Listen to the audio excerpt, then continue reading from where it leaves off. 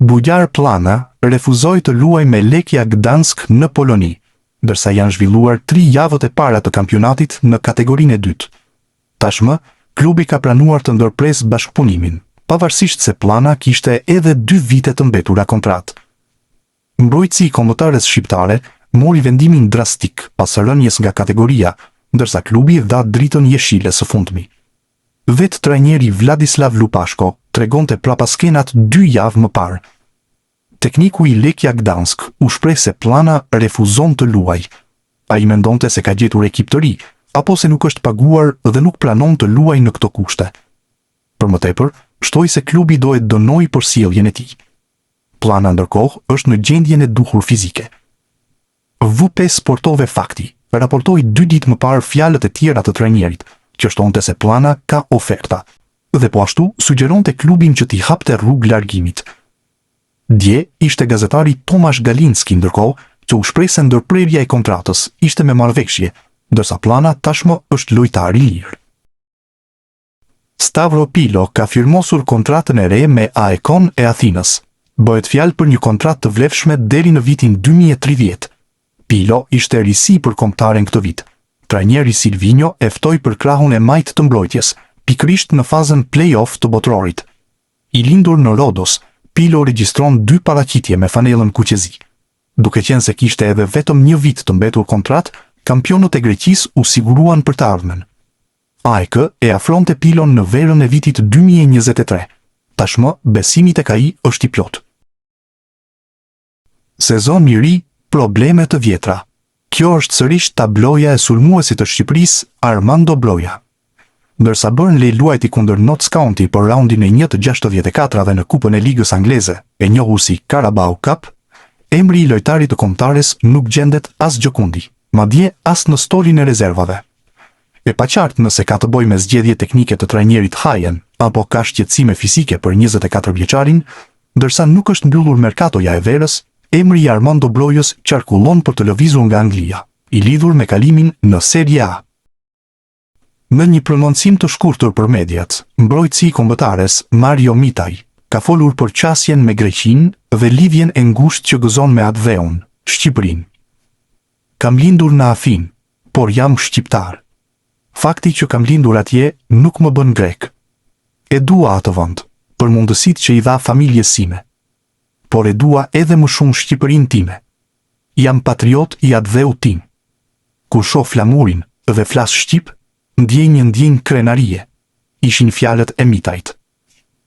Mbrojtësi 23 vjeçar, vetëm para disa ditësh është bashkuar me Genoa në Serie A. Aty do ku vazhdoi rritjen profesionale, pas aventurës te Al Ittihad. Klubi i Trabzonspor ka bërë një nga goditjet më të bujshme të vitit, duke nënshkruar me Mohamed Salah, të sapo larguar nga Liverpooli. Një lëvizje që u shoqërua edhe me një ndryshim për Ernest Muçin, pasi i dha futbollistit egjiptian fanellën me numrin 10. Futbollisti shqiptar pranoi menjëherë që të dorëzonte numrin tek egjiptiani në shenjë respekti për këtë lojtar, duke marrë falenderimet e tifozëve, por edhe presidentit të klubit, i cili e lavdëroi publikisht. Tashmë duket se sulmuesi shqiptar nuk ka vonuar që të gjejë një numër të ri për fanellën e tij në këtë sezon. Mosohet se tani e tutje, Muçi do të mbajë numrin 7 me klubin turk, me të cilin do të zhvillojë nesër ndeshjen e tij të parë në një miqësore kundër Göztepe. Ai kishte shënuar golin e fitores në ndeshjen e fundit miqësore me Trabzonsporin, ku mbante ende numrin 10. E tashmë do të shihet nëse do të debutojë me gol me fanellën e re. Kristian Aslani duket se do ta ketë shumë të vështirë të gjejë një sistemim të ri në këtë sezon, pasi nuk gjen skuadra të gatshme për t'u hapur dyert mes fushorit të kombëtares shqiptare. E fundit që i ka thënë jo një transferimi të mundshëm të tij është skuadra e Al Ittihad në Arabinë Saudite. Aslani i ishte ofruar klubit saudit nga Interi, që kërkonte të transferonte Musa Diabin në radhët e tij. Aslani u mendua disa ditë para se të thoshte po për një hipotezë të tillë, por duket jo edhe aq shpejt sa për të bindur arabët. Mediat italiane kanë bërë të ditur se Al Ittihad nuk e sheh si prioritet Aslanin, ndaj nuk ka pranuar që ta ketë atë pjesë të një pakete të mundshme për të transferuar Diabin tek Interi. Kjo vështirëson lëvizjen e mesfushorit nga Interi, që kërkon me çdo kusht ta shes, pasi Christian Kivu nuk e sheh pjesë të planeve të tij. Taulant Seferi bëhet me skuadër të re. Sulmuesi 29 vjeçari është larguar nga Bodrumspor duke kaluar te skuadra tjetër turke e Kayserispor, që sezonin e shkuar ra nga Superliga dhe do të luajë në ligën e parë. Shqiptari, sezonin e shkuar ishte një nga lojtarët më në formë të Bodrumspor, teksa sezonin e kaluar shënoi 17 gola në 40 ndeshje, si dhe asistoi në 7 prej tyre. Sulmuesi i kombëtares shqiptare, në të kaluarën përveç Bodrumspor, ka qenë edhe pjesë e Banias, Vorskla Poltava, Tirana, Xamax, Winterthur, Volen, Young Boys dhe Rabotnicki.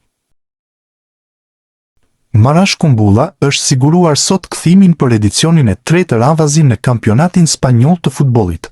Pas eksperiencave me Espanyol dhe Mallorca, mbrojtësi i kombëtares shqiptare është prezantuar sot si futbollisti më i ri i Rayo Vallecanos. Marash Kumbulla është një futbollist i ri i Rayo Vallecanos. Ai vjen në huazim nga Roma deri në fundin e sezonit, shkruhej në njoftimin e klubit spanjoll për firmën me mbrojtësin e kombëtares shqiptare. Kjo do të thotë se për Kumbullën përsëritet telashi i vjetër, pasi përsëri bëhet fjalë për një huazim dhe jo transferim përfundimtar. Prej 3 vitesh, Roma po mundohet t'i gjejë një sistemim dhe të shes kartonin e tij, por pa sukses, duke u detyruar ta jap vazhdimisht në huazim dhe pa i garantuar qëndrueshmëri vetë futbollistit të kombëtares shqiptare. Berat Gjimshiti po përfundon procedurat për transferimin nga radhët e Atalantës tek Al Diriyah në kampionatin e Arabisë Saudite, pasi ka gjetur shpejt akordin me klubin saudit. Gjimshiti ishte në vitin e fundit të kontratës me Atalantën, por kapiteni i kombëtares shqiptare të futbollit ka marrë një ofertë të parefuzueshme nga klubi saudit dhe insistoi për kalimin në kampionatin e lindjes së mesme. Atalanta do të përfitojë 3 milion euro nga shitja e tij, ndërsa janë mësuar edhe kushtet e kontratës që kanë bindur Gjimshitin të transferohet në Arabi. Sipas informacioneve nga sauditët, ai do të hedhë firmën me një kontratë 1+1, nga e cila do të përfitojë 4 milion euro në sezon. Kjo është padyshim një shifër marramendëse në krahasim me përfitimet e tij aktuale në Itali, ndërsa do e bëjë Gjimshitin futbollistin më të paguar të kombëtares shqiptare të futbollit. Albion Dramani duket se po bëhet gati për hapin e madh në karrierë. Sulmuesi i Spartës së Pragës mund të ndryshojë ekip, ndërsa Venetia në Serie A ka shfaqur interes. Kartoni i 25 vjeçarit vlerësohet 8 milion euro. Vetë Sparta ndërkohë pagoi 5 milion euro për ta transferuar nga Rapidi 2 vite më parë. Ramani vendosi rekord transferimit e Ballkani, kur trajner ishte Ilir Daja. Nga largimi i tij në vitin 2023 janë përfituar 1.35 milion euro. 25 vjeçari rezulton të jetë një nga talentet më me emër që Superliga e Kosovës prodhoi në vitet e fundit. Tashmë duket se është gati për eksperiencën e radhës. Arbnor Muxha mund të rikthehet në Belgjik. Sint-Truiden është seriozisht i interesuar për ta bashkuar sërish me grupin. Ka disa ditë që negociatat me Samsunspor vazhdojnë. Në anën tjetër, firma mund të vijë që këtë fundjavë. 27 vjeçari ishte në huazim te Sint-Truiden në edicionin e kaluar. Shënoi 6 gola në 28 paraqitje dhe eksperienca në Belgjik u konsiderua pozitive. Kujtojmë se te kombëtarja është harruar. Kujtojmë se ka edhe 1 vit kontratë. Për këtë, Samsunspor nuk duket se do pengoj shitjen e kartonit.